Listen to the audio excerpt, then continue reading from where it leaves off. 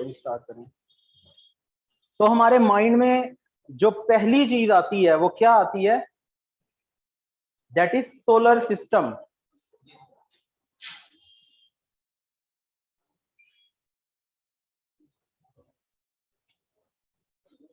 But do you understand by solar system? क्या समझ आती है आपको ये नाम पढ़ के?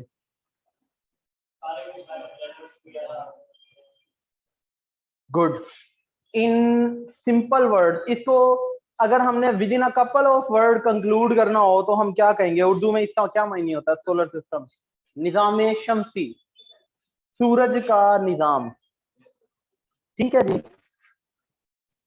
तो इससे रेलिवेंट जो भी पॉसिबल क्वेश्चंस हैं, खास तौर पे वो कि जिनको फोकस किया जाता है पीपीएससी और एफपीएससी दोनों में, even in CSS and TMS exams as well, आज मैं वो क्वेश्चंस आपके लिए लेकर आया हूं। ठीक है, अगर आप इसको अटेंटिव होके जो है वो लेंगे लेक्चर को, तो इंशाल्लाह ये आपके लिए बहुत ज्यादा हेल्पफुल भी होगा। और जिस तरह कंप्यूटर का पोर्शन कहीं ना कहीं आपको 1 2 5 10 नंबर दे जाता है, इसी तरह ये पोर्शन भी आपको कहीं ना कहीं 1 2 4 5 नंबर दे जाएगा। क्लियर है जी? तो स्टार्ट करते हैं। सोलर सिस्टम की हम लोग बात करते हैं तो सोलर सिस्टम में आपने याद रखना है कि ये बेस करता है सन पे। सन जो है वो इसका सेंट्रल पॉइंट है, और क्वेश्चन पूछा जाता है sun is a dash by nature. Star है, प्लेनेट है, एस्टेरॉइड है। क्या एस्टेरॉइड क्या होता है? कोई बता सकता है जी? जी,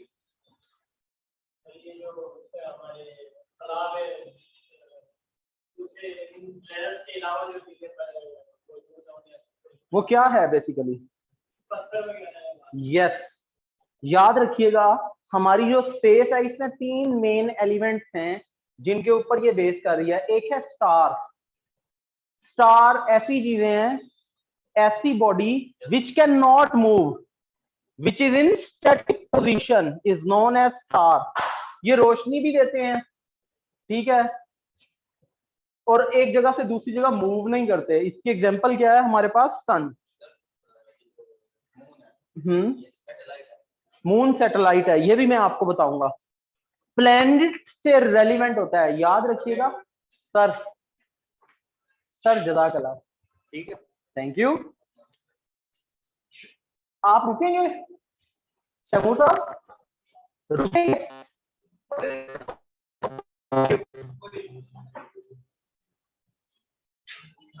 अच्छा जी। जी,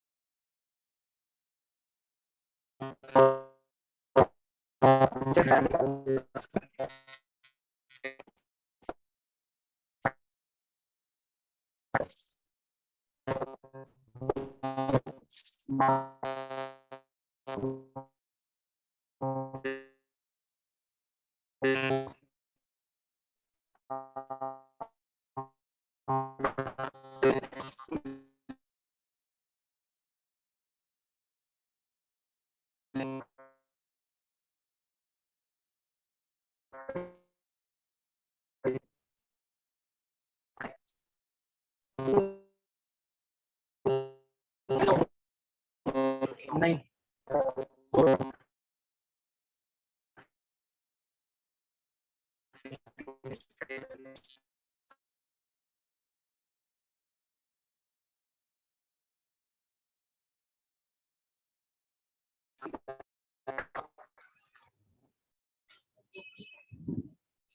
अच्छा जी।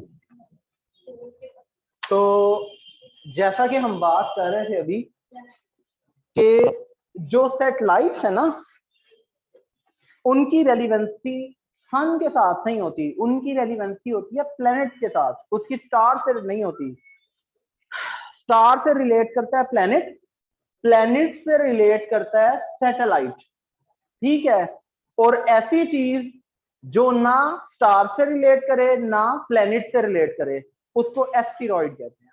मतलब कि ठोस हालत में वो मादे जो कि डस्ट और दूसरे पार्टिकल्स से मिलके बने हुए हैं और they are wandering in space, मतलब खला में इधर उधर फिर रहे हैं, उनको हम क्या कहते हैं जी? एस्टेरॉइड कहते हैं। क्लियर हुआ? अच्छा, अब जो क्वेश्चन है जो कि मतलब के लोग पूछते हैं ज्यादा कि हमारा जो सोलर सिस्टम है ये किस गैलेक्सी में आता है? यस, इसका नाम है मिल्की वे गैलेक्सी। ये आपने याद रखना है और रीजन भी आपको पता होगा इसको मिल्की वे क्यों कहते हैं, ठीक है। अच्छा जी, सोलर सिस्टम जो है इसके अंदर सबसे मेन चीज है इसके सैयारों की तरतीब याद रखनी है आपने। जिस शख्स को इसके सैयारों की तरतीब याद है वो मार नहीं खाएगा कभी भी, जिसको नहीं याद वो मार खाएगा, ठीक है। अच्छा जी, इसमें सबसे पहली चीज है जी क्या जाए, सन जो है वो इसमें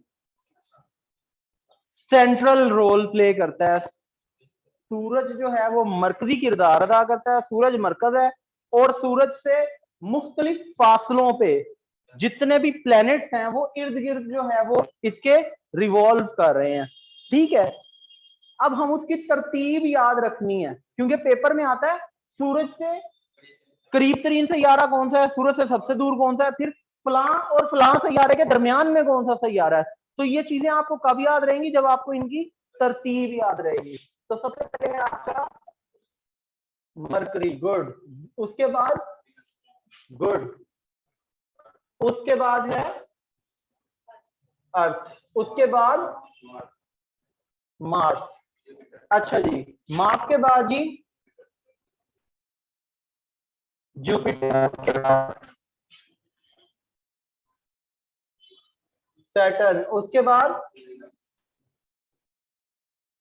यूरेनस, उसके बाद नेपच्यून और आखिर में हुआ करता था प्लूटो। प्लूटो अब जो है वो निजाम शमसी से बाहर हो गया है। IAU कहते हैं, इंटरनेशनल एस्ट्रोनॉमिकल अपना यूनियन, IAU। उसने 16 अगस्त 2000 अपना 20 अगस्त 2016 को नहीं 16 है शायद, चलें वो भी कंफर्म करता हूं, मेरे पास नोटेड है, अभी आपको कंफर्म करके बता देता हूं। उन्होंने इसको निकाल दिया था कि अब ये जो है this is no more the part of solar system, reason के वो बहुत दूर हो गया था। अच्छा, अब जो क्वेश्चन इसके बनते हैं रिगार्डिंग पीपीएससी और एफपीएससी वो कैसे बनते हैं? वो कहते हैं the planet which is nearest the sun is dash, और कहते हैं the planet which is far away वो है आपका नेपच्यून, सबसे ज्यादा दूर जो है वो ये है। फिर वो कहते हैं कि before the planet exist in solar system before earth is known as dash, earth से पहले, और अगर कहें after earth in solar system तो फिर मार्स, ठीक है जी। तो ये चीज आपने याद रखनी है। अच्छा, अब मैंने इन 8 एलिमेंट्स को, इन 8 प्लैनेट्स को ऊपर नीचे 4-4 की फॉर्म में लिखा है, इसकी रीजन क्या है कोई बता सकता है?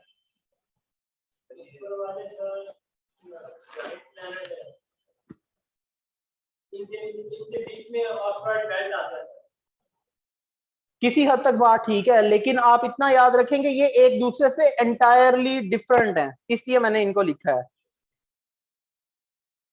अच्छा जी, इनमें तीन जो हैं बेसिक डिफरेंसेस हैं। ये जो ऊपर वाले चार हैं, ये ऊपर वाले चार, these are made by rock, पत्थरों के बने हुए हैं, ठीक है, सॉलिड फॉर्म में है। और जो नीचे वाले हैं, these planets are made by gases. Means अगर आप एक रॉकेट या कोई प्लेन लेके इनके ऊपर लैंड करना चाहते हैं तो आप इनके अंदर से गुजरते जाएंगे, आपको लैंडिंग के लिए जगह नहीं मिलेगी। क्यों? ये गैसियस फॉर्म में है, ये सॉलिड है ही नहीं। समझ रहे हैं बात को? ये सॉलिड है ही नहीं। अब सॉलिड ना होने की वजह से क्या होता है, इनको बाय नेचर उन्होंने डिफरेंट जो है ना वो डिफरेंशिएट कर दिया है। अच्छा, दूसरा इनमें मेन डिफरेंस क्या है, these four planets are near the sun, हाँ जी, and these are away from the sun। ये वाले सूरज के करीब हैं और ये वाले सूरज से दूर है, ठीक है। और इसके अलावा ये वाले जो हैं ऊपर वाले सारे के सारे, they are small in sizes, और नीचे वाले जो हैं they are large in sizes. नीचे वाले साइज में बड़े हैं। अब ये तीन मेजर डिफरेंसेस हैं इनके अंदर। ऊपर वाले जो चार प्लैनेट्स हैं, मरकरी, वीनस, अर्थ और मार्स, ये सॉलिड है। नीचे वाले जो चार हैं वो गैसियस फॉर्म में है, वो गैसेस पे मेड बेस करते हैं, ठीक है। फिर उसके बाद जो ऊपर वाले हैं ये सूरज के करीब हैं, नीचे वाले जो हैं वो सूरज से दूर है। जो ऊपर वाले हैं वो स्मॉल इन साइजेस हैं, जबकि नीचे वाले लार्ज इन साइजेस हैं। अब देखें, इससे आपको, हाँ जी, वो भी मैं आपको बताता हूँ, वो भी आहिस्ता आहिस्ता आपको ना स्टेप वाइज बताता हूँ, सारा आज ही बताऊंगा। अच्छा, अब ये देख लेंगे ये वाले जो है ना, इनका एमसीक्यू कैसे बनेगा। वो कहेगा which of the following planets is made या इज कंपोज्ड बाय गैसेस। वो तीन ऑप्शन देगा जी, मरकरी, वीनस, अर्थ, यूरेनस। तो यूरेनस, या कहेगा which of the following planets is not made by gases। तो आगे कह देगा जुपिटर, सैटर्न, यूरेनस और वीनस। इस तरह से ये डिफरेंस है। तो ये चीजें आपको कब पता चलेंगी, जब आप इनकी तरतीब याद रखेंगे। तरतीब नहीं भूलनी आपने इनकी। क्लियर हो गया जी? आगे चलते हैं।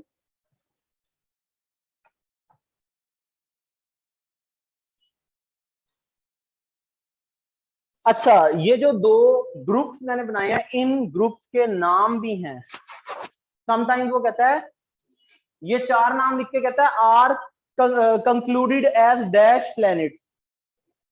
ऊपर वालों को कहते हैं इनर प्लैनेट्स और नीचे वालों को कहते हैं आउटर प्लैनेट्स। ठीक हो गया?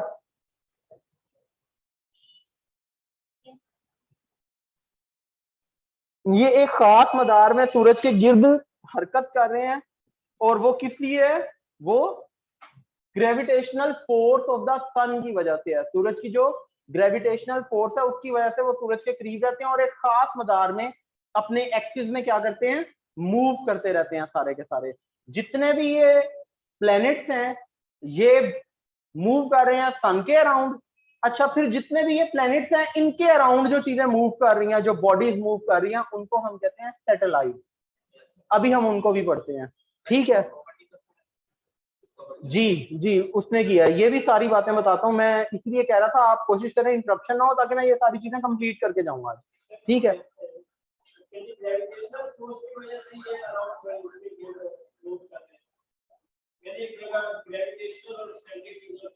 एक ही बात है ना, सेंट्रीफ्यूगल फोर्स क्या है कि जिस वक्त आप सूरज को देखते हैं ना, वो हीलियम से और दूसरी गैसेस से जो है वो मिल के बना हुआ है, तो उसकी वजह से उनका टेम्परेचर बहुत ज्यादा है और उनके अंदर शिकस्तो रेख होती रहती है, बहुत ज्यादा तोड़ फोड़ होता रहता है, बर्निंग ऑफ न्यूक्लियस और इस तरह की और सारी चीजें हैं, जिसकी वजह से क्या होता है, ये जिस तरह से वो कहते हैं ट्रबुलेंट करंट पास होता था सेकेंड लेयर ऑफ अर्थ से ग्रेविटेशनल फील्ड क्रिएट करने के लिए, तो वो वहां पे होता है, वो सेंट्रीफ्यूगल फोर्स कह लें आप उसको, ठीक है। उसी से फिर आगे जो है ना वो लिंक अप हो जाती है सारी की सारी ग्रेविटेशनल फोर्स। मींस रीजन सारी की सारी वही है कि उसके अंदर जो तोड़फोड़ हो रही है और गर्मी पैदा हो रही है, क्रिएशन वगैरह सारी की सारी, जिसकी वजह से उसकी सतह भी गर्म है। ये सारी चीजें अभी हम आगे जाके पढ़ते हैं इसी लेक्चर में, आपको आहिस्ता आहिस्ता ना ये सारी चीजें बड़े अच्छे से समझ आती जाएंगी। अच्छा जी, अब इसके बाद आगे हम चलते हैं मेन चीज। वो कहते हैं ये जो सोलर सिस्टम है, it was discovered by home. अभी आपने बात की कोपर्निकस की, ठीक है, उसका पूरा नाम क्या था, निकोलस कोपर्निकस। निकोलस कोपर्निकस ने ये सोलर सिस्टम जो है वो डिस्कवर किया था। और अगला क्वेश्चन है कब डिस्कवर किया था, 1543 में, 1543 में, ठीक है जी। Nicolaus Copernicus.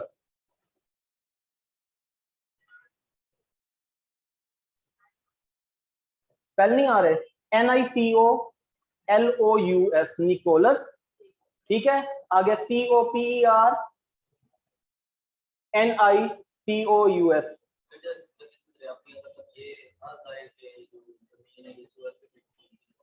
नहीं, वो भी आपको बताता हूं। पहले लोग ये समझते थे कि जमीन साकिन है, ये सारी बातें मैं आपको बताता हूं, इसलिए कह रहा हूं स्टेप वाइज चलें, वेट तो करें। 43, 1543। अच्छा जी, नेक्स्ट क्वेश्चन आ जाता है जी।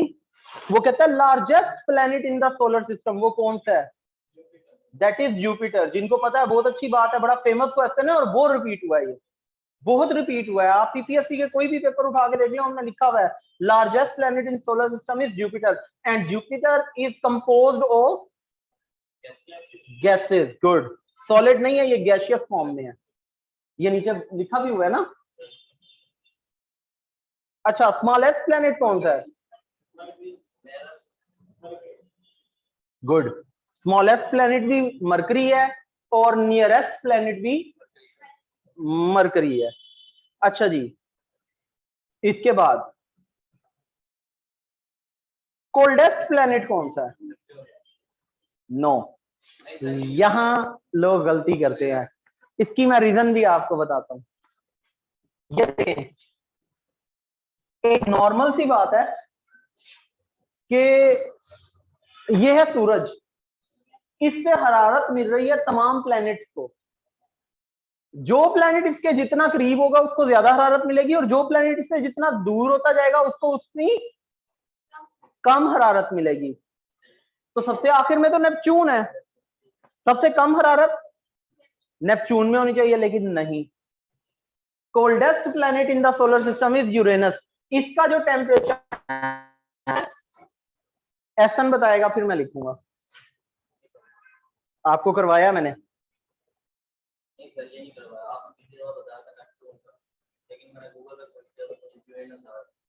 जी, नो, इट इज यूरेनस। मैं आपको बता देता हूं, उसकी रीजन भी अभी बताता हूं। ये है -224 डिग्री सेंटीग्रेड, नेपच्यून का है -214 डिग्री सेंटीग्रेड, 10 डिग्री सेंटीग्रेड का फर्क है। अब इसकी रीजन कोई बताएगा, हाँ,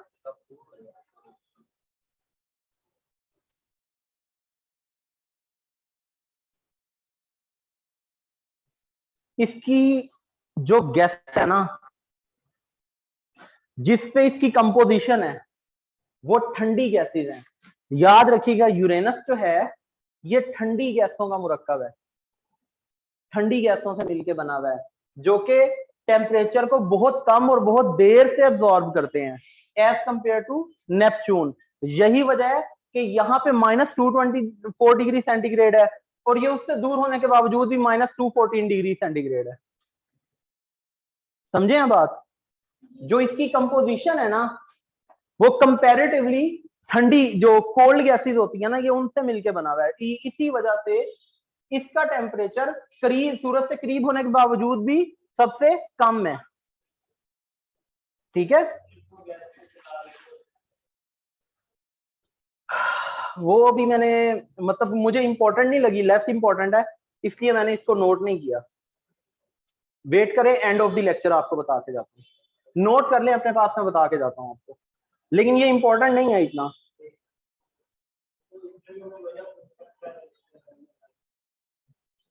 इसमें मैक्सिमम इतना ही पूछा जाता है, कोल्डेस्ट कौन सा है, लेकिन मैं आपको वजह बता के जाऊंगा। वेट करें, मैं ये खत्म कर लूं, इसके बाद बताता हूँ। अच्छा जी, हॉटेस्ट प्लेनेट कौन सा है? वीनस। अब यहां पे भी यही चीज है, ये वाला जो है ये है हॉटेस्ट, तो ये है, फिर ये क्यों नहीं है?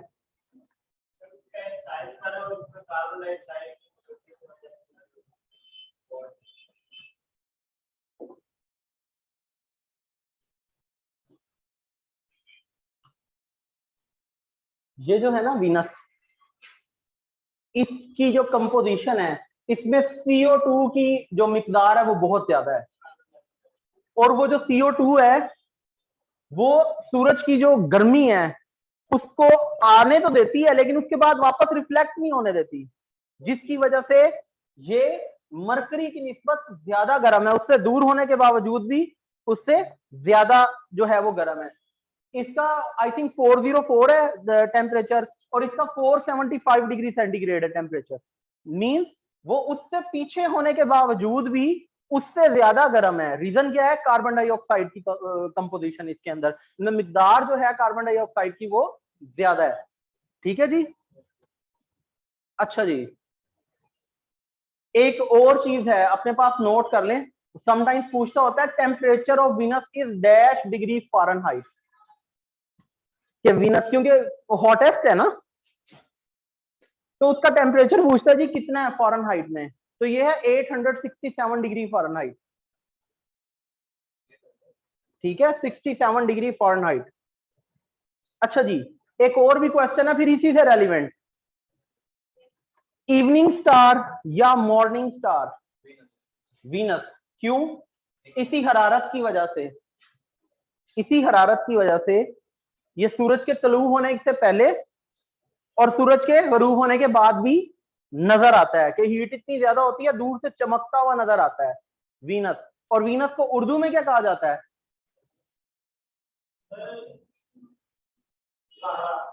जी, गुड, इसको जोहरा कहा जाता है। एक नाम भी होता है जोहरा, वो उसमें और इसमें क्या फर्क है?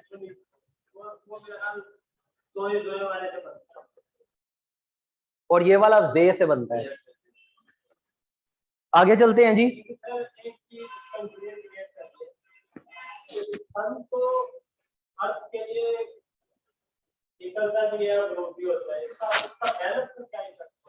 ये भी आपको बताता हूँ, एक्सिस का होता है। मुझे ये लेक्चर कंप्लीट कर लेने दें, आपकी चीजें रह जाएंगी, मुझे और कोई इश्यू नहीं, मैं चाह रहा हूँ कल आपको कुछ और जो है वो कंटिन्यू करवाऊँ।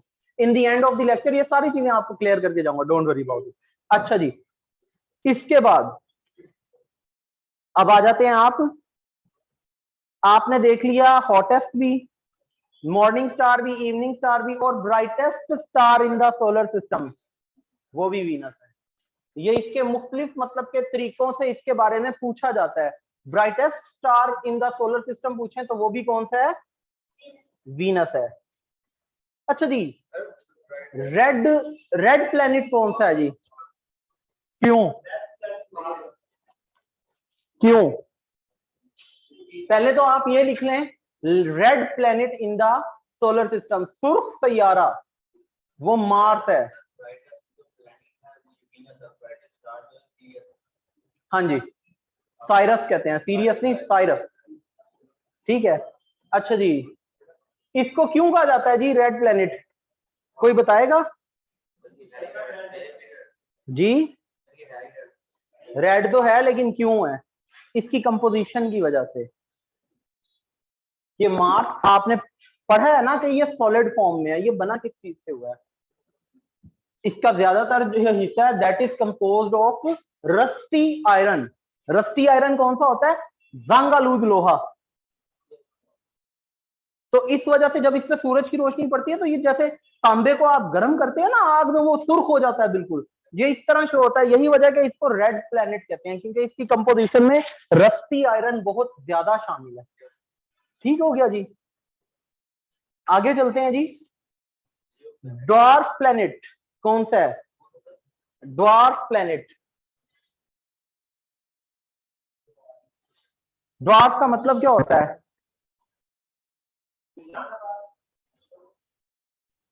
ठिगना, बोना, छोटा, गिट्ठा। नो, दैट इज प्लूटो, जो कि अब सोलर सिस्टम से बाहर चला गया। और मैं बता रहा था मेरे पास नोटेड है, यह है 20 अगस्त 2006। 20 अगस्त 2006 को इसको इंटरनेशनल एस्ट्रोनॉमी यूनियन ने सोलर सिस्टम से बाहर कंसीडर कर दिया कि ये इतनी दूर चला गया कि अब ये सोलर सिस्टम से बाहर है। कोई डेट नोट करना चाहे तो कर ले, 20 अगस्त 2006। यूनियन यूनियन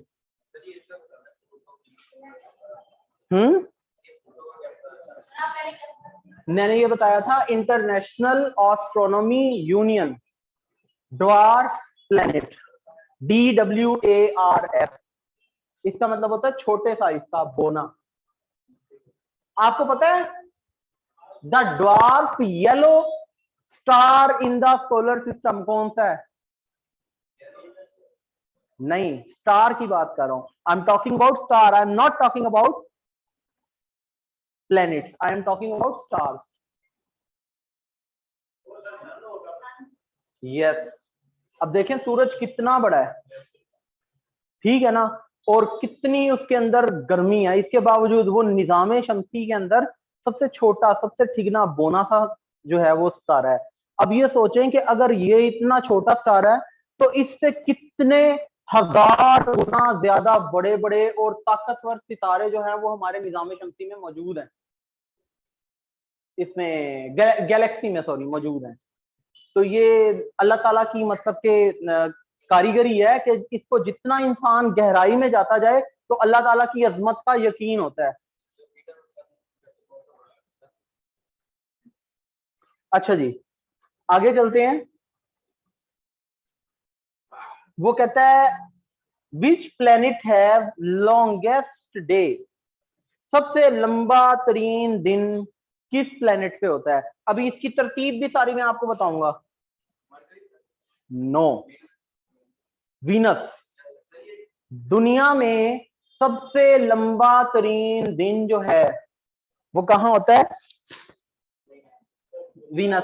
अच्छा, दिन और साल में फर्क जरा समझिएगा, फिर मैं आपको समझाता हूं। देखें, ये समझे वीनस है, ये खड़ा खड़ा रिवॉल्व कर रहा है अपने एक्सिस के अराउंड। हाँ, ये खड़ा खड़ा घूम रहा है। इसके रिवॉल्व करने से क्या होता है? दिन और रात बनते हैं।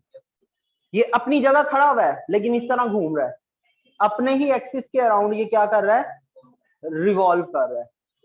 अच्छा जी, और अब ये सूरज है, ये इसके गिर्द रोटेशन आ रही है इसकी, मतलब ऐसे अपने मदार में भी गर्दिश कर रहा है और खड़ा खड़ा सूरज के गिर्द भी जो है वो चक्कर लगा रहा है। अब ये जो इस तरह से एक ही जगह पे घूम रहा है, इस रिवॉल्विंग की वजह से क्या हो रहा है? दिन और रात क्रिएट हो रहे हैं। और ये जो रोटेट कर रहा है अराउंड सन, इस रोटेशन की वजह से महीने और साल जो हैं वो कन्वर्ट हो रहे हैं। बात समझे आप? अब जरा आगे देखिएगा, ये जो अपनी जगह खड़ा हुआ है, रिवॉल्व कर रहा है, इस रिवॉल्विंग की वजह से, इस रिवॉल्विंग की वजह से क्या होता है? दिन और रात क्रिएट होते हैं। अब ये रिवॉल्विंग ही इसकी इतनी स्लो है कि दिन जो है वो लेट बनते हैं। जमीन के ऊपर एक दिन कितने घंटे का होता है? हाँ, 23 घंटे 56 मिनट 4 सेकंड का होता है, लेकिन नॉर्मली इसको 24 ही कंसीडर किया जाता है। तो यहां पे वीनस के ऊपर कितना होगा? वीनस पे कितने घंटों का दिन होता है? रात की बात नहीं कर रहा, सिर्फ दिन की बात कर रहा हूं। कितने घंटों का दिन होता है एक दिन?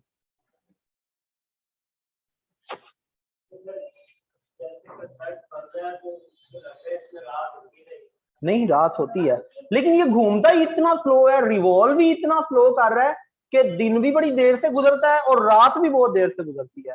तो ऑलमोस्ट 19-20 का फर्क होता है यहाँ दिन रात का, लेकिन यहाँ दिन कितने घंटों का होता है, ये क्वेश्चन अगर आए तो आप क्या क्या कह सकते हैं?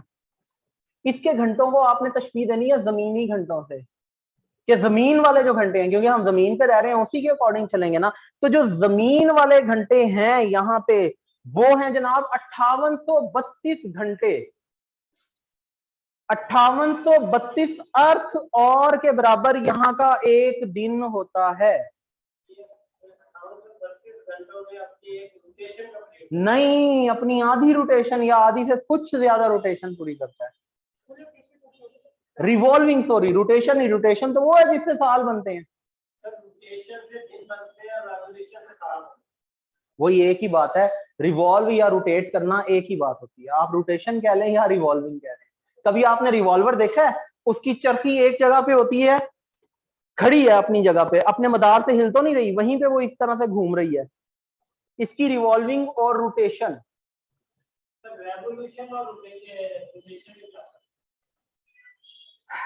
रेवोल्यूशन जो है वो रिवॉल्विंग है।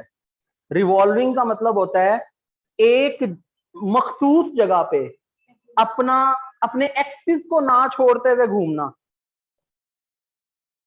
और जो रोटेशन है उसके अंदर ये है कि आप अपनी जो फिक्स जगह है उसको छोड़ते हुए रिवॉल्व कर रहे हो, लेकिन एक मखसूस मदार में उससे बाहर नहीं जा रहे। आप समझ रहे हैं बात को?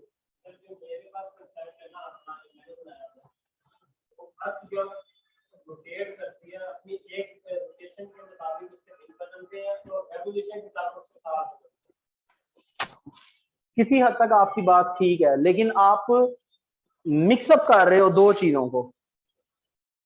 मैंने आपको बताया ये एक जगह पे है ना, ये घूम रही है, ये रिवॉल्विंग है, इससे बनते हैं दिन और रात।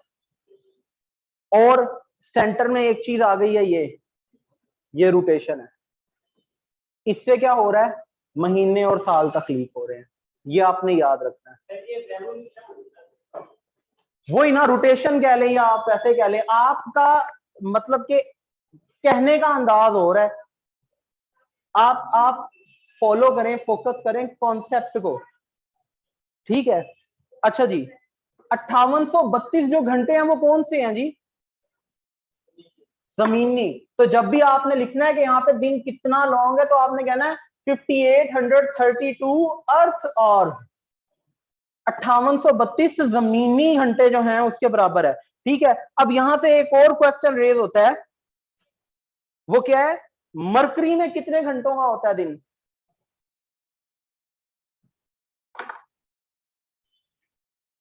कोई बता सकता है? सेकंड लॉन्गेस्ट डे है, 1408 घंटों का एक दिन होता है जी, मरकरी पे, सूरज के सबसे ज्यादा करीब है। ये देखिए, ये रिवॉल्विंग पे बेस कर रहा है, दिन और रात। बात समझ रहे हैं? 1408 घंटे का दिन होता है, और ये second longest day in any और एट एनी प्लेनेट है। ये फर्स्ट लॉन्गेस्ट कौन सा है? 5832 वाला, वीनस वाला। दूसरे नंबर पे है मरकरी वाला, 1408 घंटे। उसके बाद तीसरे नंबर पे कौन सा है?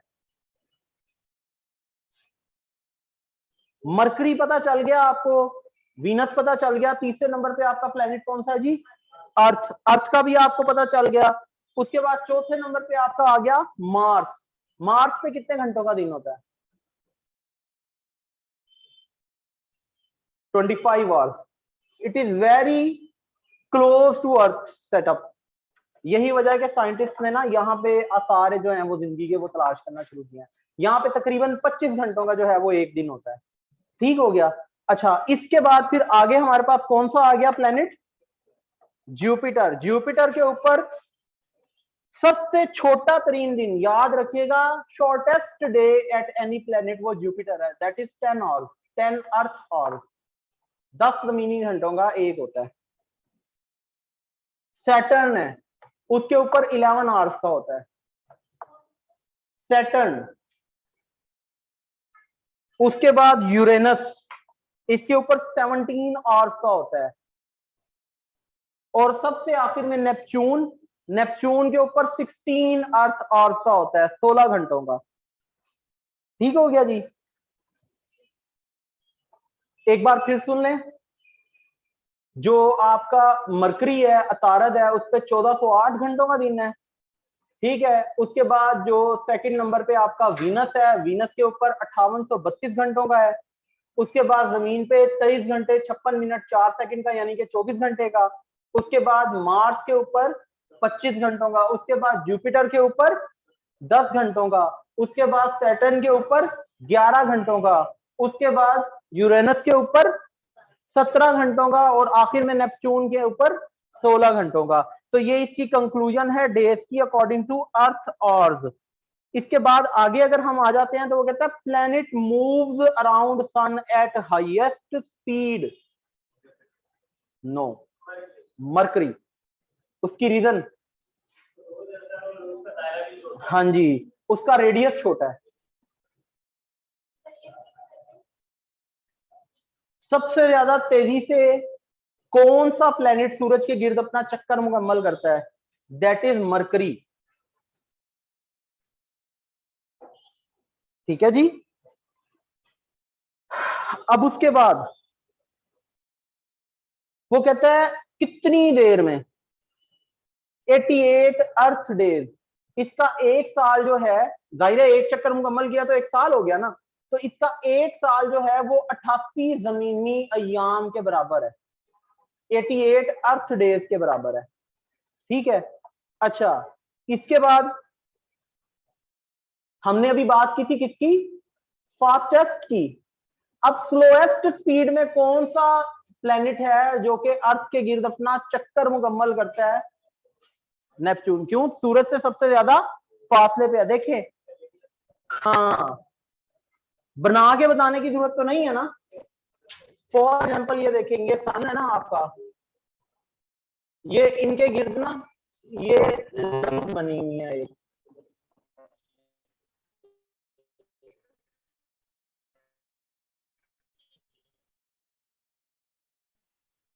है ना। अब ये देखेंगे, सन है, ये मरकरी है, ये वीनस है, ये अर्थ है, ये आपका जो है वो मार्स है, ये जुपिटर है, ये आपका जो है वो आगे आ गया सैटर्न, ये यूरेनस और ये नेपच्यून। अब जो जितनी दूर है उसको उतना बड़ा चक्कर लगाना पड़ेगा सूरज के गिर्द। इसी वजह से जो सबसे दूर है वो उसका चक्कर सबसे लेट कंप्लीट होगा, और जो जितना करीब है उसका चक्कर सबसे जल्दी कंप्लीट होगा। तो जो आपका मरकरी है वो सबसे करीब था, 88 अर्थ डेज के अंदर उसने किया है। और जो आपका नेपच्यून है वो सबसे दूर है। ठीक है, तो ये कितनी देर में करता है? इसका एक साल जमीन के 88 दिनों में मुकम्मल हो जाता है, और इसका एक साल जमीन के 165 साल के बराबर है। मतलब जो नेपच्यून है वो 165 साल के अंदर अपना एक चक्कर मुकम्मल करता है, यानी कि जमीनी 165 साल के बराबर इसका एक साल है। 165 साल, I am talking about years. ये भी तो देखिए कितने लाख किलोमीटर दूर है वहां से वो। जी, एक साल बनता है बीबी, एक साल बनता है जब आप सूरज के गिर्द चक्कर लगाते हो। मैं यही तो आपको बता रहा हूँ इतनी देर से। सूरज के गिर्द एक चक्कर लगाने का मतलब है एक साल हो गया आपका। तो ये अपना एक साल जो है, एक जो चक्कर है सूरज के गिर्द, वो मुकम्मल करता है 165 सालों में। मतलब कि जमीन पे आप 165 साल गुजारेंगे तो यहाँ पे आपका एक साल गुजरेगा। अब इसमें वो कुरान पाक में लिखा है ना, और इसमें अकल वालों के लिए निशानियां हैं। क़यामत के दिन की बात करते हैं हम, जब जब डे ऑफ जजमेंट की बात करते हैं, बीइंग अ मुस्लिम, तो हमें बताया जाता है कि वो एक दिन 50,000 साल के बराबर होगा। तो लोग कहते हैं यार कैसे हो सकता है, बेवकूफों वाली बातें कर रहे हैं। अब यहां देखें, निजाम शमसी में जो अल्लाह ताला एक साल को 165 सालों के बराबर कर रहा है, तो क्या वो एक दिन को 50,000 साल के बराबर नहीं कर सकता? ये अल्लाह ताला की कुदरत है। मीन्स अल्लाह ताला ने जगह जगह हमारे लिए ना निशानियां छोड़ी हुई हैं, लेकिन हम लोग गौर नहीं करते। खैर वापिस आते हैं टॉपिक की तरफ।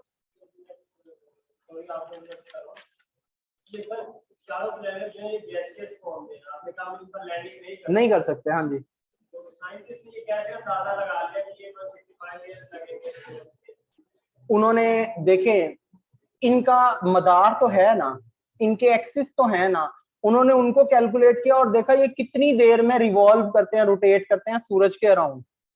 तो जिस टेक्नोलॉजी के थ्रू उन्होंने बाकियों का मैयर किया है, आखिर रोटेट तो वो कर रहे हैं ना, वो एक गैसों का गोला है।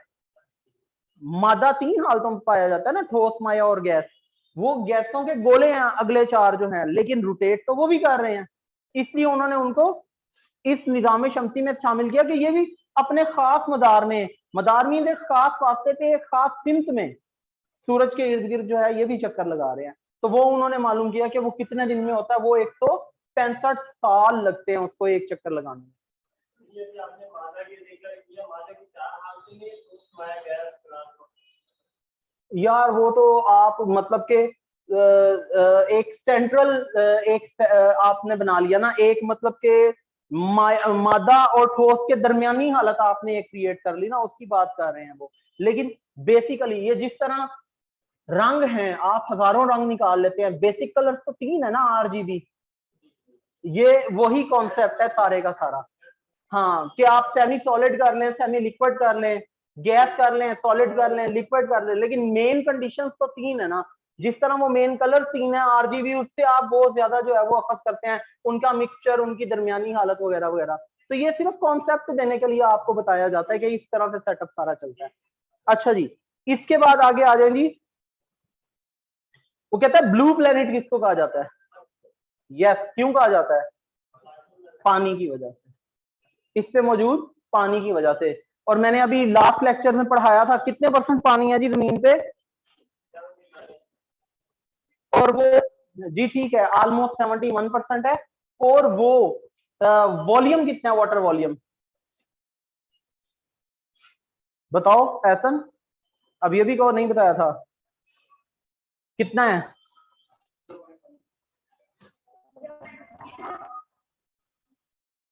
383 बिलियन क्यूबिक किलोमीटर है, ये मैंने आपको बताया है, लास्ट लेक्चर में भी आपको बताया था। ठीक है, ये पानी वाटर वॉल्यूम है। और ये पानी जो है मैंने बताया था 97.5% जो है वो कंज्यूमेबल नहीं है, 2.5% कंज्यूमेबल है। उस 2.5% में से जो 2% है वो आपके जो नॉर्थ पोल और साउथ पोल है, उनकी टिप, जो पोलर टिप्स हैं आपकी अर्थ की, उनके ऊपर जाके जमा हुआ है। 0.5% है वो सारे का सारा जो है वो कहां मसरूफ है? वाटर साइकिल में। और इस 0.5% में से 0.03% ओनली जो है, जो कि जेर जमीन पानी है, ठीक है, वो आपका असल में क्या है? कंज्यूमेबल वाटर है, जिसको आप कंज्यूम कर रहे हैं। बाकी पानी सारे का सारा जो है वो वाटर साइकिल जो है वो उसके अंदर बिजी रहता है। तो खैर, इस पानी की मौजूदगी की वजह से इस जमीन को क्या कहा जाता है? Blue planet. 1 मिनट तवक्कुफ करेंगे जी, अजान हो रही है।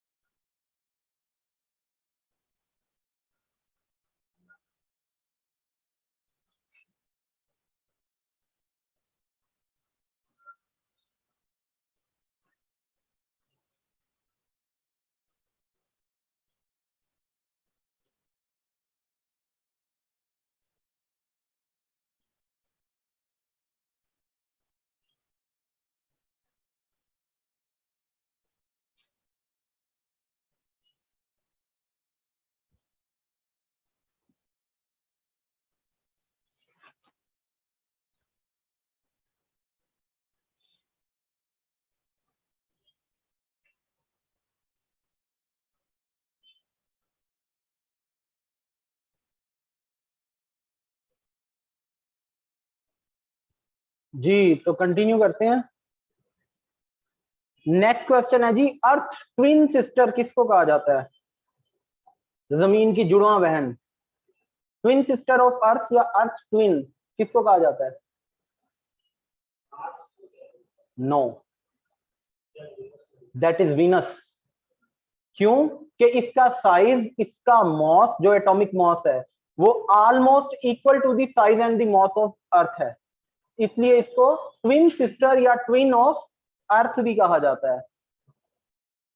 आप इतना याद रखें सिर्फ कि ट्विन ऑफ अर्थ जो है वो क्या है, दैट इज वीनस, इतना याद रखें। अच्छा जी, अब एक क्वेश्चन है, नेचुरल सैटेलाइट। सैटेलाइट्स दो तरह के होते हैं, एक नेचुरल एक आर्टिफिशियल। देखें, जो ठोस मादा सूरज के गिर्द मूव कर रहा है वो सैटेलाइट्स हैं, और जो चीज वो प्लैनेट्स हैं, और जो चीज प्लैनेट्स के गिर्द जो है वो रोटेट कर रही है, दैट इज सैटेलाइट। सैटेलाइट दो तरह के होते हैं, एक नेचुरल और एक आर्टिफिशियल। आर्टिफिशियल वो होते हैं जो इंसान भेजते हैं, हाँ जी। नेचुरल वो जो कि कुदरती तौर पे पाए जाते हैं, अल्लाह ताला के बनाए हुए हैं, और वो प्लैनेट्स के इर्द गिर्द जो है वो क्या कर रहे हैं, रोटेट कर रहे हैं। तो अब इन सारे जो प्लैनेट्स हैं इनके सैटेलाइट्स की हम बात करते हैं, क्योंकि ये भी क्वेश्चन आता है पेपर में, किसी के भी सैटेलाइट के बारे में पूछ लेता है। तो याद रखना है, ये जो पहले दो प्लैनेट हैं आपके, दे हैव जीरो सैटेलाइट्स या जीरो मून्स। मून्स कह लें तो भी वही बात है, नेचुरल सैटेलाइट कह लें तो भी वही बात है। पहले दो जो सैयारे हैं इन पे जीरो मून है, और रीजन क्या है तो बताएगा? हीट है बहुत ज्यादा, जला देते हैं ये अपने करीब आने वाली चीजों को, ठीक है ना? तो एक्सेसिव टेम्परेचर की वजह से। तीसरे नंबर पे आ जाती है अर्थ। अर्थ हैव ओनली वन मून या वन नेचुरल सैटेलाइट। ये जो अर्थ है इसका एक मून है, सिर्फ एक नेचुरल सैटेलाइट है। क्लियर है जी? अच्छा जी, उसके बाद आ जाती है मार्स की बात। मार्स पे कितने हैं जी? There are two moons on Mars. इन दो पे क्या है? Zero zero. There are two moons on Mars. ठीक हो गया? अच्छा जी, वो साइलेंसर है 1 to 5 का। अच्छा, इसके बाद अगले नंबर पे हम बात करते हैं जी किसकी? जुपिटर की। जुपिटर के कितने सैटेलाइट हैं? Yes, Jupiter 79 satellite and Saturn है 82 सैटेलाइट। तो अगर वो कहता है the planet having most natural satellite या maximum moons, that is Saturn. Saturn के सबसे ज्यादा नेचुरल सैटेलाइट या सबसे ज्यादा मून्स हैं, और उनकी तादाद कितनी है जी? 82। उसके बाद यूरेनस है, यूरेनस के हैं 27, और उसके बाद एट द एंड नेपच्यून है। नेपच्यून के कितने हैं जी? 14। अब ये आपको बताने का मकसद क्या है, आपने याद रखना है। अब देखें, इसी ग्रुपिंग में आपको एक और चीज भी पता चल जाएगी। नहीं, 82 है। हैविंग, ये वो सैटेलाइट है ये वो प्लेनेट है विच हैव मैक्सिमम मून। नहीं, सैटर्न है, 82 है। अच्छा जी, इसके बाद अब ये जो ग्रुपिंग हुई हुई है इसमें एक और चीज भी आपको पता चलेगी। जैसे मैंने बताया ना, ऊपर वाले ठोस है, नीचे वाले गैस हैं, ऊपर वाले करीब है, नीचे वाले दूर हैं। इसी तरह एक और चीज आपको पता चल गई, ऊपर वाले जो हैं उनके अंदर मिनिमम मून्स हैं या मिनिमम नेचुरल सैटेलाइट्स हैं, और नीचे वाले जो हैं उनके पास मैक्सिमम मून्स हैं या मैक्सिमम नेचुरल सैटेलाइट्स हैं। Is it clear? ठीक है। अब यहां से आपको दो चीजें पता चल गई कि पहले दो जो हैं उनका जीरो मून है, इनके ऊपर कोई चांद नहीं है। जमीन के ऊपर एक है, मार्स के ऊपर दो हैं। फिर इसी तरह आपको यह पता चल गया, the planet having maximum natural satellite is Saturn. Clear है जी? उसके 79 है, इसके 82 होंगे। अक्सर लोग गलती करते हैं, मिसकंसेप्शन है, लेकिन आपने याद रखना है ये है मैक्सिमम वाला। यहां तक क्लियर ना? अब आगे चलते हैं। अच्छा जी, लार्जेस्ट नेचुरल सैटेलाइट, उसका नाम क्या है और वो किस प्लेनेट का है? हाँ जी, लार्जेस्ट मून का नाम क्या है और वो किस प्लेनेट का है?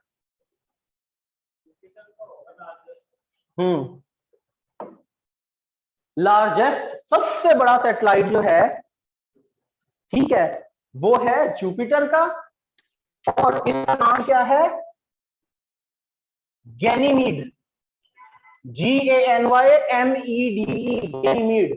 अब ये जो गैनीमीड है, इस गैनीमीड का जो रेडियस है वो कितना है? It is almost equal to the radius of the earth. इसका रेडियस है 5270 किलोमीटर, और अर्थ का कितना है जी? अर्थ का है जी 6370। याद है ना?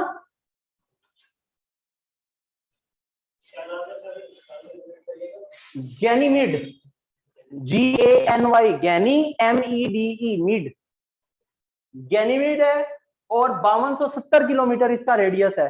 ये आपने याद रखना है, मतलब इतना बड़ा चांद है ये। क्लियर है जी? इसके बाद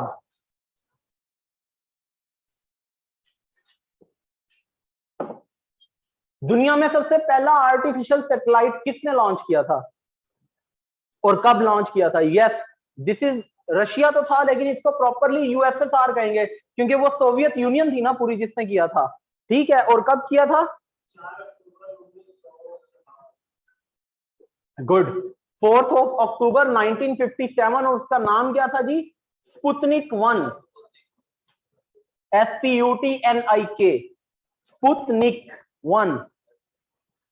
ठीक है, हाँ जी, first artificial satellite was launched by USSR, bracket में रशिया लिख लें, on 4 October 1957, and name was Sputnik 1।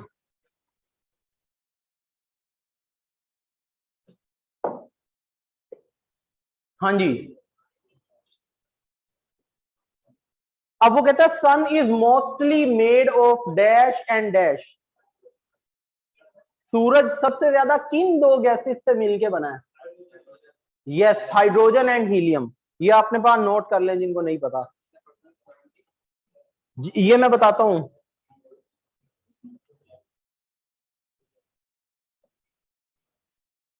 अच्छा जी,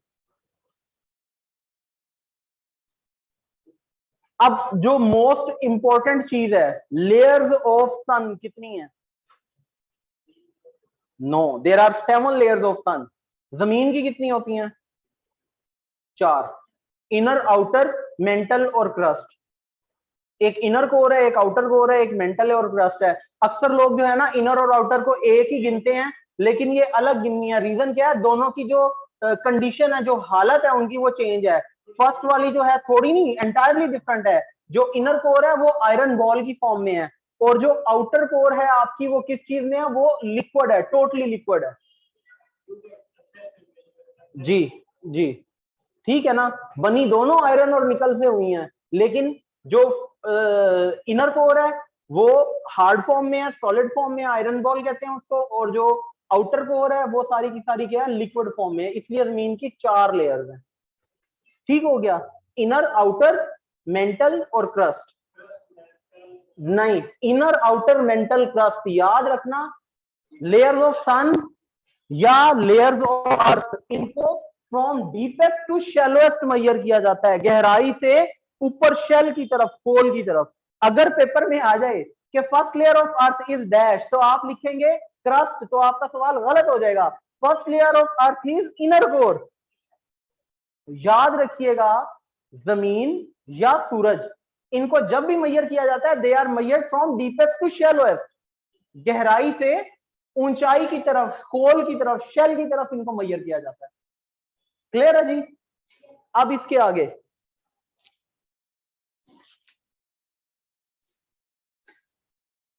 सात लेयर्स ऑफ सन कौन कौन सी हैं जी? अब ये जो लेयर्स ऑफ सन है, 7 लेयर्स ऑफ सन, इनको दो हिस्सों में, दो पार्ट्स में कन्वर्ट डिवाइड किया गया है। पहला पार्ट कहलाता है आपका इनर कोर, दूसरा पार्ट आपका कहलाता है आउटर कोर। आपके इनर कोर में 3 लेयर्स हैं और आपके आउटर कोर में 4 लेयर्स हैं। क्लियर है जी? हाँ जी, ये भी डीपेस्ट टू शैलोएस्ट ही होता है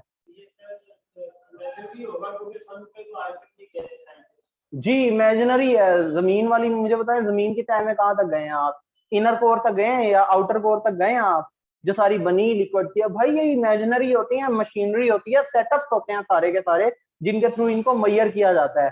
आपने सिर्फ इनके स्टैटिस्टिक्स अपने पास रखने हैं कि कितने हैं, ये नहीं आपने करना कि जी कहां से आया कैसे आया। उसके लिए तो फिर आगे बहुत सारी बुक्स हैं, आप प्रॉपर इस चीज की स्टडी करें, उसमें आपको वो चीज मिलेगी। आपने स्टैटिस्टिक्स अपने पास रखनी है, ठीक है। अब वो जो इसकी लेयर्स हैं उनके नाम लिखने। जो इनर कोर है उसकी जो 3 लेयर्स हैं उनके नाम है, number 1 core, number 2 radio active zone और नंबर 3 कन्विक्शन जोन, जहां कन्विक्शन करंट होता है।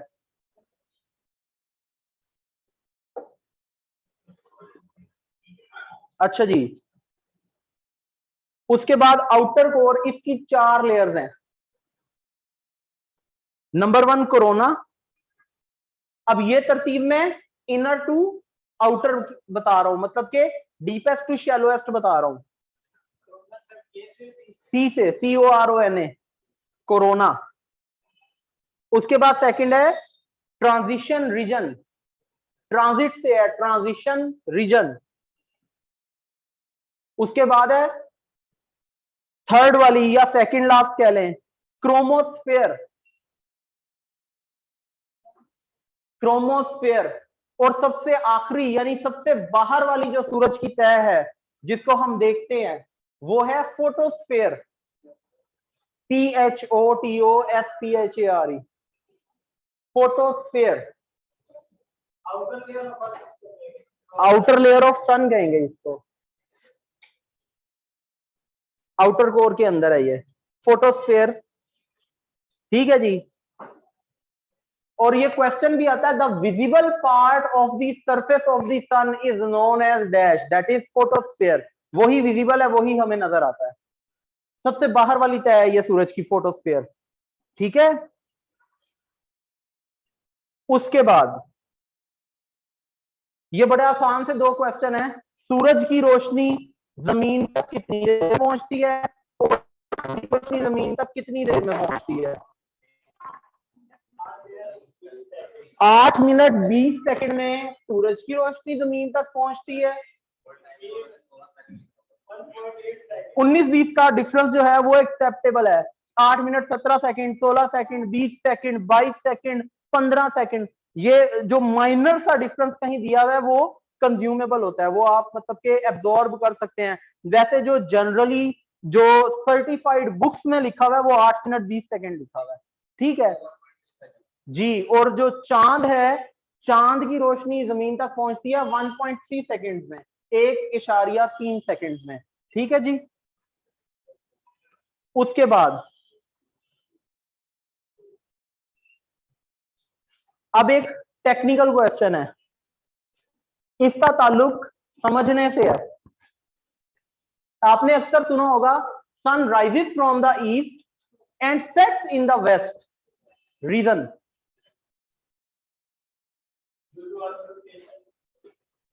अर्थ की रोटेशन तो है, लेकिन हमेशा सूरज मशरिक से ही क्यों निकलता है, मगरिब में ही क्यों गरूब होता है? हाँ, लेकिन उसके पीछे कोई रीजन है, रोटेशन ही है इसकी रीजन। लेकिन क्या जमीन हमेशा अपने स्पेसिफिक एक्सिस के अंदर रोटेट करती है, उनसे बाहर नहीं जाती। यही रीजन है कि सूरज हमेशा मशरिक से ही निकलता है और मगरिब में ही गुरूब होता है। जिस दिन जमीन अपना मदार छोड़ देगी उस दिन सूरज मगरिब से तलू होगा। और जमीन की जो रोटेशन है ये ईस्ट टू वेस्ट होती है या वेस्ट टू ईस्ट होती है? ये वेस्ट टू ईस्ट होती है, ये याद रखना है आपने। हमेशा जमीन एक स्पेसिफिक जगह पे, एक स्पेसिफिक डायामीटर में, एक स्पेसिफिक जो है एंगल में वो वेस्ट टू ईस्ट रिवॉल्व कर रही है। यही वजह है कि सूरज जो है वो हमेशा उसकी राइजिंग या उसका डाउन है वो कहां से होता है? ईस्ट से, और उसका जो सेट है वो कहां होता है? वेस्ट में। क्लियर है जी? इसके बाद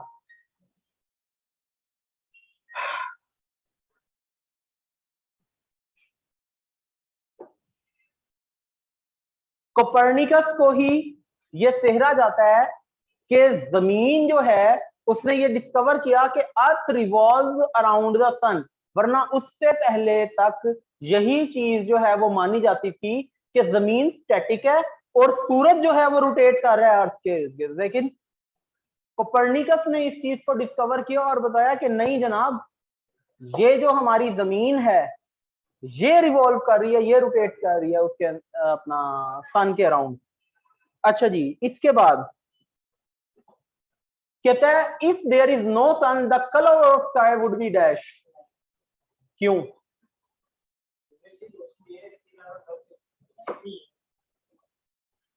खला जो है ना उसमें कोई रंग नहीं है, तारीक है वो, और सूरज की वजह से ही रोशनी होती है।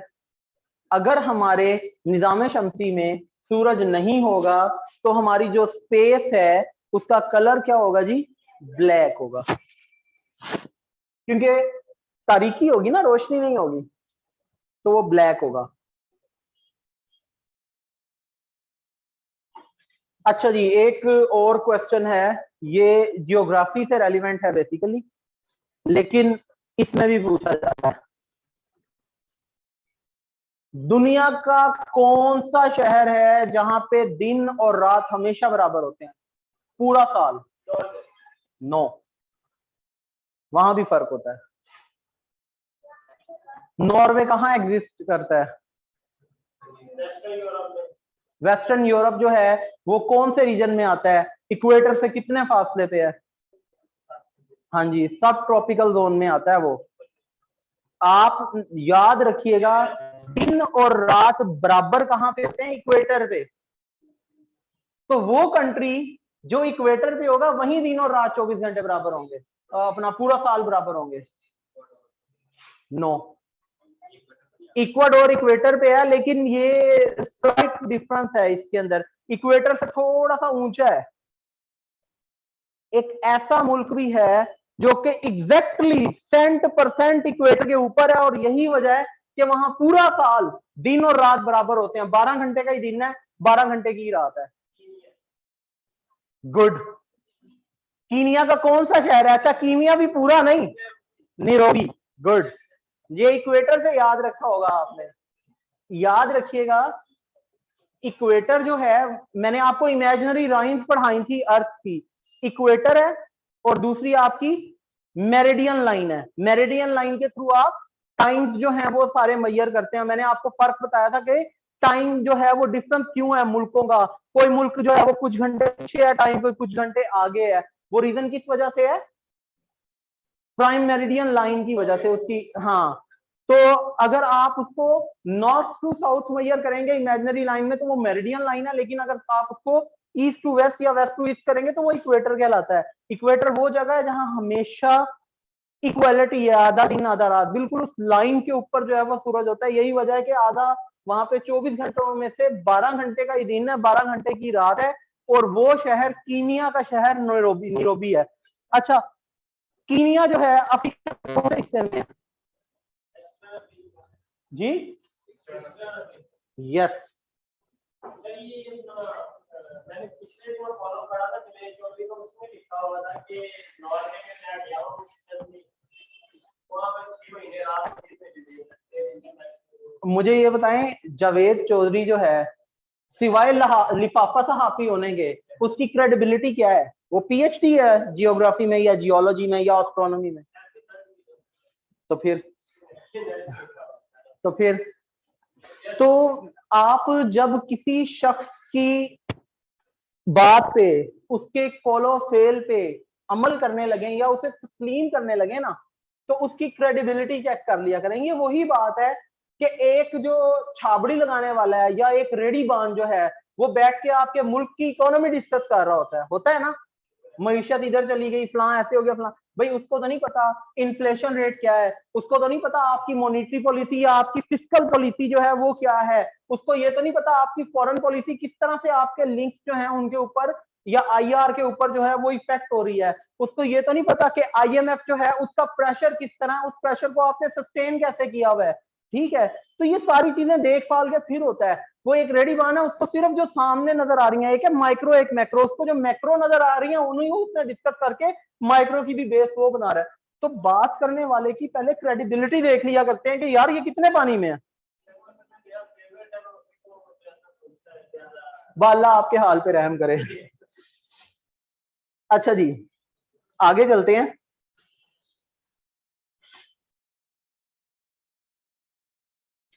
दुनिया की पहली खातून जिसने स्पेस का सफर किया, खला का।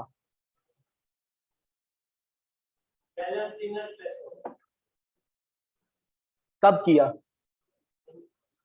कहां की थी?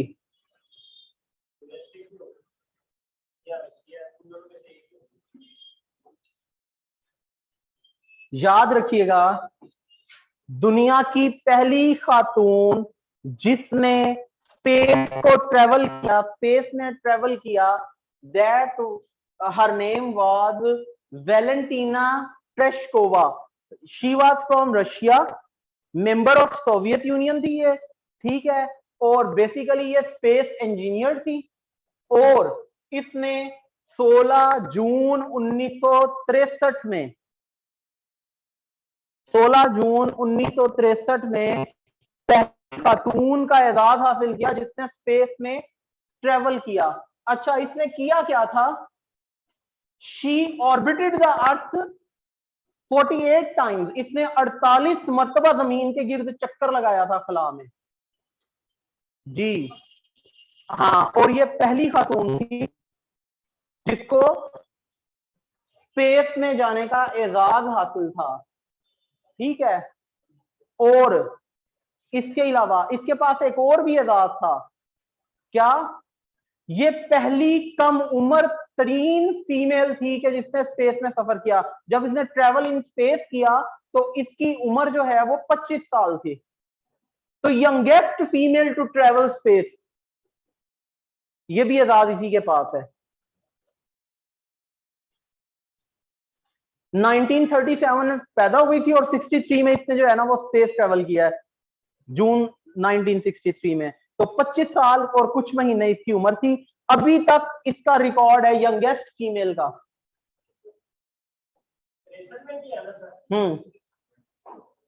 1963 में।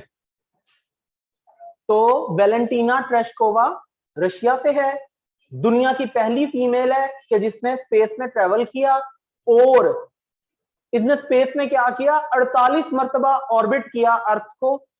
ठीक है, और कितनी एज में किया? 25 साल की उम्र में। यही वजह है कि इसको youngest female to travel in space का अवार्ड भी हासिल है, एजाज भी हासिल है इसको। ठीक है, उसके बाद first man to travel space.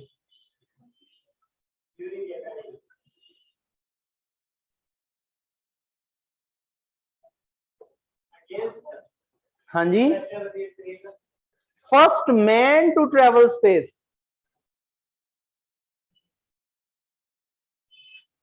अच्छा, अक्सर लोग कहते हैं नील आर्मस्ट्रॉन्ग।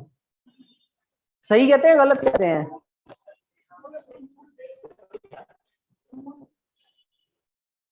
वो गया स्पेस में ही था, स्पेस के साथ ही है ना मून, स्पेस में ही है ना मून भी, लेकिन वो फर्स्ट मैन नहीं था। वो तो गया 1969 में। आप बात कर रहे हैं फर्स्ट की। फर्स्ट फीमेल जब 1963 में जा रही है तो वो 69 में कैसे जाके फर्स्ट हो सकता है? No. Alexei Leonov, LEMNOV, ALEXEI, Alexei Leonov, लिनोवो या लेमनोव कह लें। ठीक है, ये कौन था? कौन था ये रशियन फ्लाइट इंजीनियर था।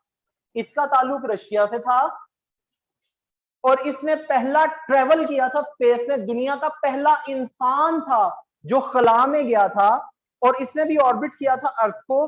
ठीक है, लेकिन ये पहला इंसान था जो कि खला में गया है और इसका ताल्लुक रशिया से था और ये 1961 में खला में गया। ठीक है, जी उससे पहले गया है, इसकी एज नहीं पता। 18 मार्च 1961 को ये गया है। इसके 2 साल बाद 1963 को वो अपना वैलेंटीना ट्रेशकोवा गई है और उसके फिर 4 साल बाद जो है वो नील आर्मस्ट्रॉन्ग गया। ठीक हो गया। नहीं 69 है ना, हाँ ठीक है, 63 और 6 साल के बाद। तो ये आपने तरतीब याद रखनी है, पहले एलेक्साई लेनोव, ठीक है, और उसके बाद दूसरे नंबर पे आपका वैलेंटीना ट्रेशकोवा और तीसरे नंबर पे फिर आपका नील आर्मस्ट्रॉन्ग। जो पहले 2 गए थे उन्होंने ऑर्बिट किया था अर्थ को, और जो तीसरा था उसने वॉक की थी चांद के ऊपर। कितनी देर? क्वेश्चन आता है, Neil Armstrong walked on moon for how many time? कोई बताएगा? ऑनलाइन वाले ही बता दें।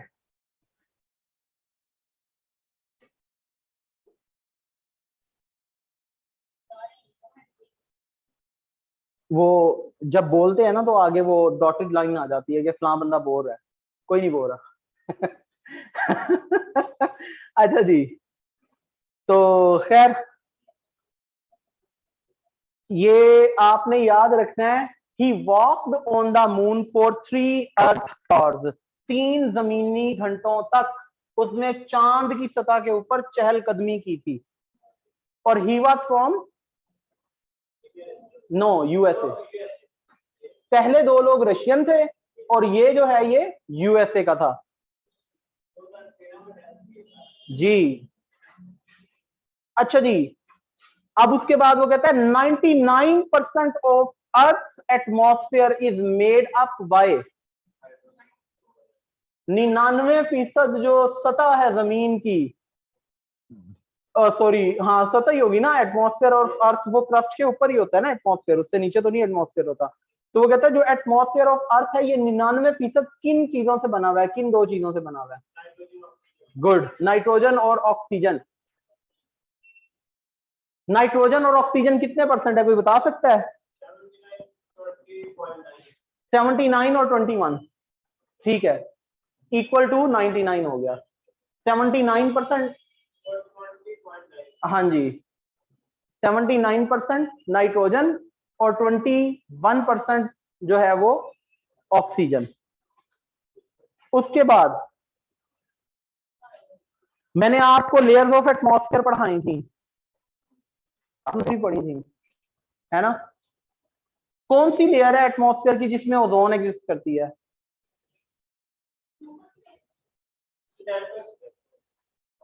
आपको तरतीब याद नहीं है? हाँ जी, और तरतीब याद रखनी है, और आपने बिल्कुल नहीं रखी याद। जैसे मैंने आज भी कहा है, ये जो सन है इसके प्लैनेट्स के साथ दूरी के हिसाब से इनकी तरतीब याद रखनी है, ये आपके काम आएगी, इससे क्वेश्चंस निकलते हैं, रेज होते हैं। आपने ये भी नहीं रखी।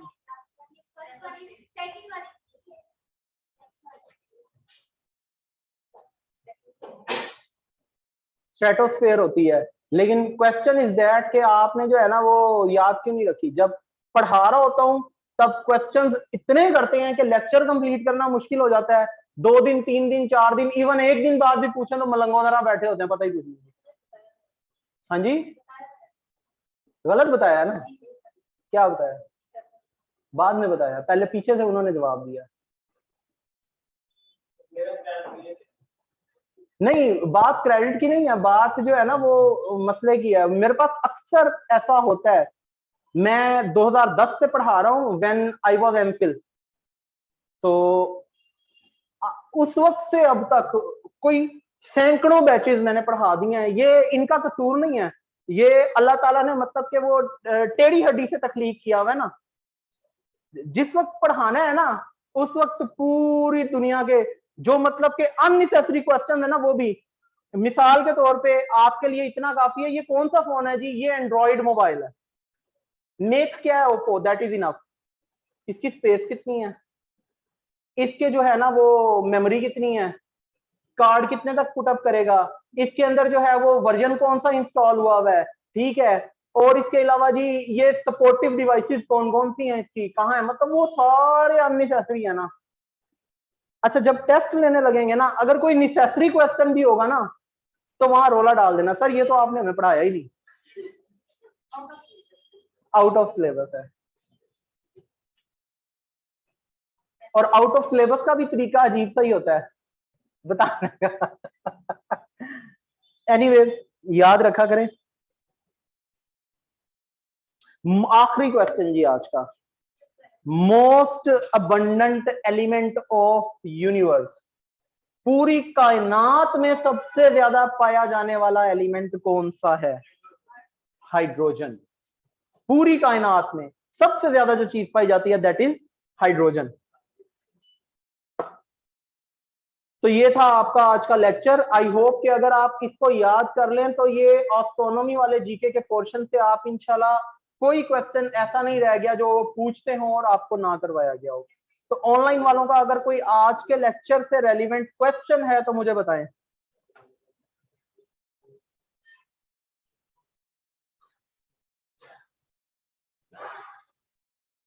जी ऑनलाइन वाले,